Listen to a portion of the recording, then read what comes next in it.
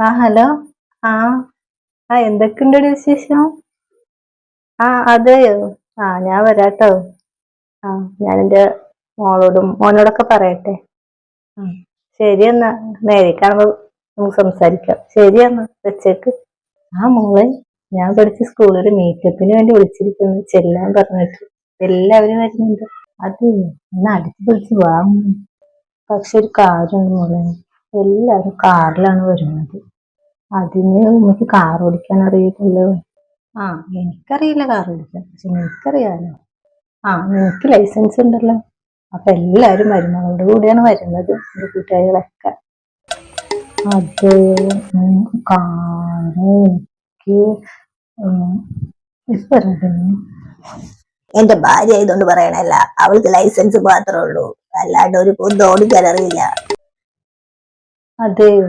പിന്നെന്തിനാ ലൈസൻസ് എടുത്ത് വെച്ചിരിക്കുന്നത്? ആർക്കും ഓടിക്കാൻ അറിയില്ല, ലൈസൻസ് എടുത്ത് വെച്ചോളൂ. ഇനി ഞാൻ എങ്ങനെ മീറ്റപ്പിന് പോകും? വല്ല യൂബർ വെച്ച് എങ്ങാനും പോകാം.